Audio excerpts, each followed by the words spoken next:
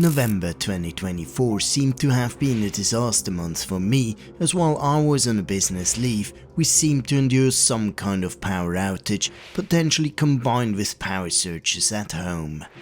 Not only did it kill off my UPS, but also caused collateral damage on the RAID systems, leaving me with quite a few broken hard drives behind. Maybe that was a sign after all. A sign to do some long overdue hardware life cycles, bring some things to order and look into some power saving measures along the way. So for today, I'm not so much into retro shenanigans, but present day tech on this, the Vintage Collector behind the scenes. I love old computers, I love to collect them, I love to fix them. I'm the Vintage Collector and these are my stories.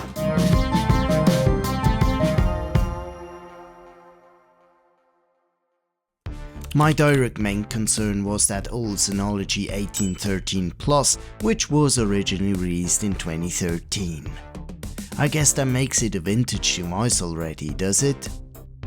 Over the years, I had expanded it twice using DX513 enclosures to bump up the storage capacity, eventually transitioning from 2 to 3 and then 4 TB hard drives. But one drawback of both the NAS and the add-on enclosures is that they don't have a redundant power supply. Said that, I was looking around if I could get hold of a 19-inch rack-mountable replacement. And I was lucky as I found this RS1221RP Plus and could actually acquire it rather cheaply. Granted, it's 3 years old as well, but in my experience over the years, owning many Synology NAS appliances myself and having installed them for numerous friends, I can say that they're very reliable from a hardware point of view. This device still had the default 4GB of RAM installed. As I intend to run some additional services on it, including some Docker containers, I'll bump it up to 32GB of RAM. As you can see here, I currently still have some 19-inch servers installed into my rack, where I typically run some virtualized workloads. So by consolidating some stuff, I will cut down the power consumption. That's why the main NAS gets this huge memory upgrade.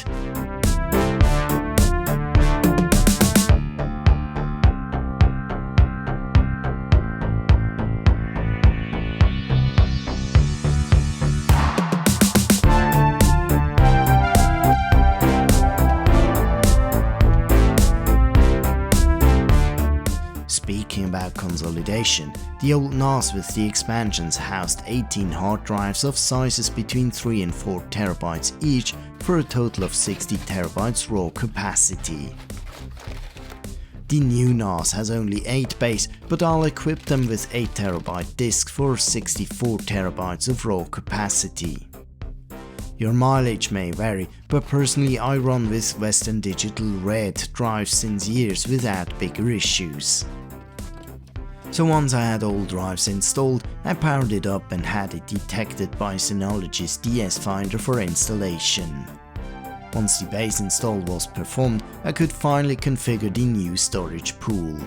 Although some may say it's a waste, I'll go for a RAID 6, which allows up to 2 drive failures in a row.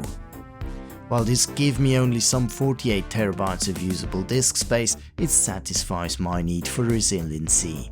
The RS1221RP Plus has 4 RJ45 Gigabit Ethernet ports on board, although mine came as well with an additional PCIe expansion card providing 2 10GB Ethernet ports.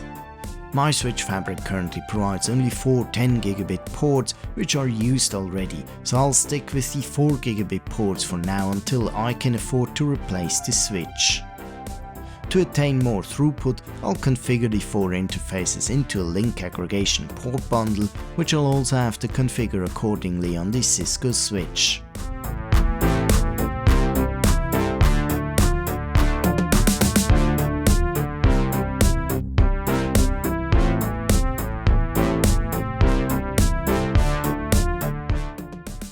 Once I had everything configured, including user accounts, shared folders and whatnot, I started to copy over the data from the old Synology NAS.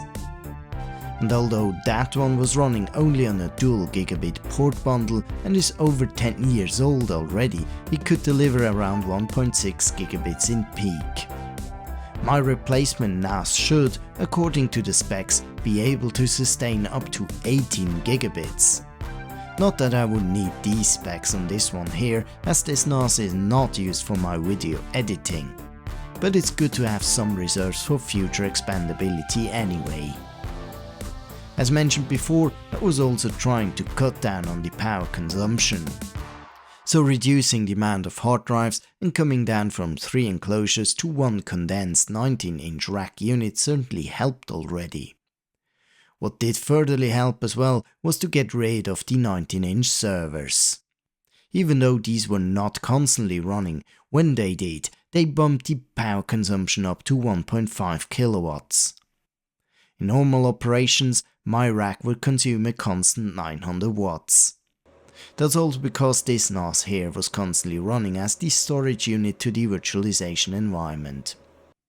What I did was essentially to consolidate this function onto the new RS-1221RP+, as that one runs anyway 24/7, be it for the media library, the DNS and VPN functions and much more. I decidedly kept the now 10 years old RS-3513XS and repurposed it to an offline backup NAS, which is scheduled to power up once a week, take a snapshot of the most important data and then power down again.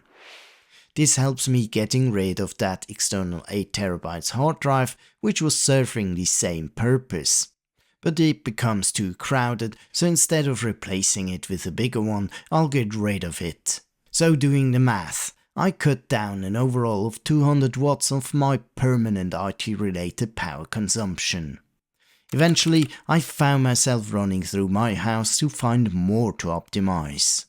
Like in my office, where I had a 25 years old halogenic lamp, which, believe it or not, draws over 200 watts alone when in use.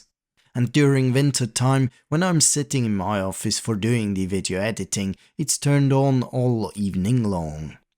So why should I burn 200 watts if that new LED lamp consumes only a mere 25 watts? I know I'm off topic here, but I was suddenly on the urge to do something on the power consumption. Eventually I looked even at this thing here. Okay, it's not obvious, but that cable is a heat wire that runs along the pipes leading to the outdoor unit of our heat pump. Its main purpose is to ensure the pipe is heated to keep it from freezing when temperatures fall below 0 degrees Celsius. There's nothing wrong with that in general, as we're having winter right now.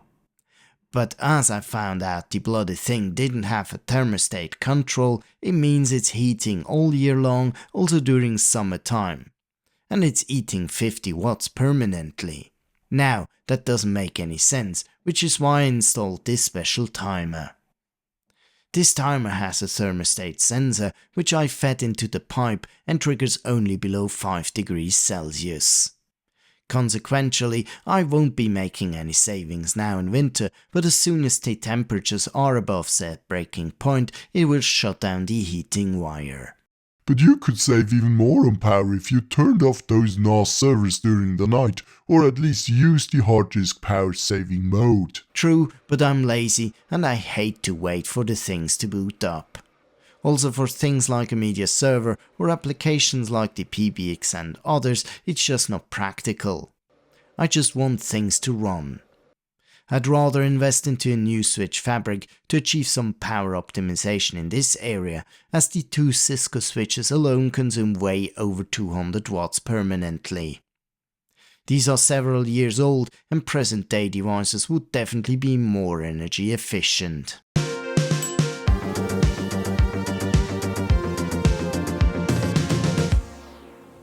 Alright, so while I may be looking into some new switches later this year, the most pressing issues have been resolved for this time round, and I'm ready again for new retro computing shenanigans. On a side note, what was your greatest IT disaster ever? Let me know in the comments below. I'm the Vintage Collector and this was my behind the scenes story for today. Thanks for watching and see you again next Sunday for this Retro Tech. Next time on the Vintage Collector. So I wasn't reviving the Sunfire V120 server without a reason. Somewhere in 2024 I came across this Sunray 1G thin client. Although I ran Sun servers for many years, I never came across their thin client technology. Surprised to see thin clients outside the Microsoft world, I simply had to start my investigation on it.